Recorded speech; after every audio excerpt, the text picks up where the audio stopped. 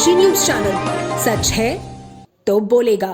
Central bar association Varanasi में अधिवक्ता doctor Rahul Raj का धरना तीसरे दिन भी जारी रहा। उन्होंने प्रबंध समिति और महामंत्री पर पक्षपातपूर्ण रवैया अपनाने, जातिगत मानसिकता से निर्णय लेने तथा नैसर्गिक न्याय के सिद्धांतों की अनदेखी का गंभीर आरोप लगाया है। डॉक्टर राहुल राज जो बार के सदस्य और अधिवक्ता हैं, उन्होंने बताया कि हाल ही में एडीजीसी मनोज गुप्ता और उनके जूनियर साथी के बीच जमानत प्रार्थना पत्र को लेकर पैसे की मांग को लेकर विवाद हुआ था।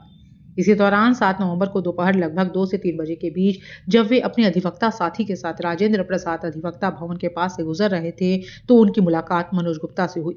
उन्होंने बताया कि मैंने उन्हें बड़े विनम्रता से प्रणाम कर कहा, हम सब आपके अनुज हैं, कृपया छोटे साथियों की भी बातें सुना करें।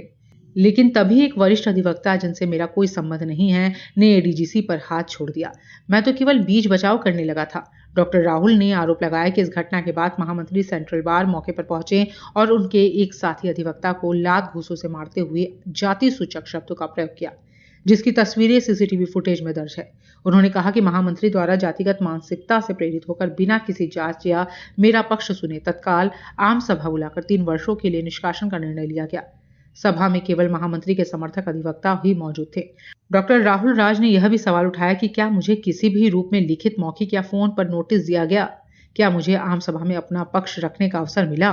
क्या यह नैसर्गिक न्याय के अनुरूप कार्यवाही है?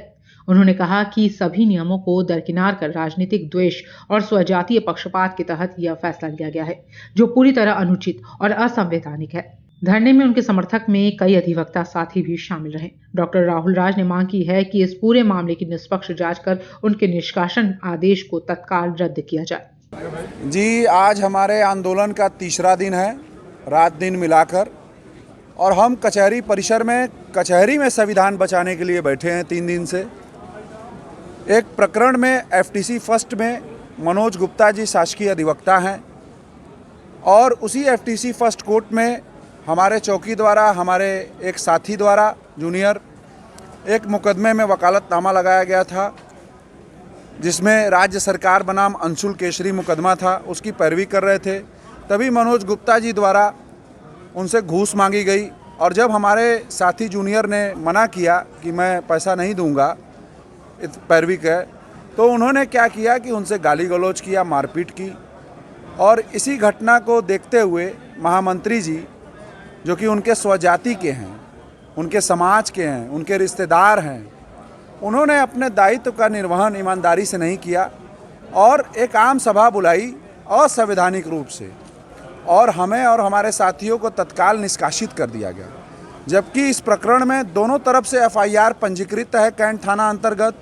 उसके बावजूद महामंत्री जी ने जातिवाद करते हुए एक पक्षीय कार्रवाई की, जिसके खिलाफ हम लोग धरना दे रहे हैं।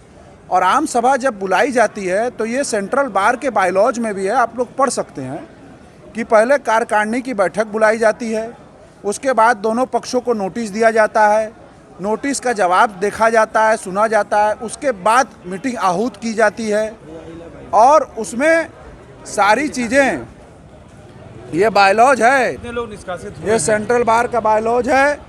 6 लोग निष्कासित हैं, जैसा कि पेपर के माध्यम से पता चला, हमें कोई लिखित सेंट्रल बार ने नहीं दिया। तो आज अभी आप और बायलॉज में भी है इनके, बिना मुझे नोटिस दिए, बिना मुझे पक्ष सुने, उन्होंने हम सभी को निष्कासित कर दिया गया। जबकि न्यायालय भी मुजरिम को पक्ष सुनती है और हम लोग यहाँ मुजरिम भी नहीं हैं, तब भी हमारा पक्ष नहीं सुना जा रहा है। इसलिए हम लोकतांत्रिक तरीके से, संवैधानिक तरीके से आज आंदोलन कर रहे हैं 3 दिन से, और मुझे पूरा भरोसा है कि अपार समर्थन अधिवक्ताओं का मिल रहा है और हमारी जीत सुनिश्चित होगी। पूर्वांचल की खबरों से जुड़े रहने के लिए आज ही सब्सक्राइब करें हमारा YouTube चैनल डनकाशी, और हाँ, लेटेस्ट अपडेट्स के लिए बेल आइकन को प्रेस करना ना भूलें। और आपके पास है कोई जानकारी या है कोई सूचना, तो हमारे दिए गए नंबर पर आप हमसे संपर्क कर सकते हैं।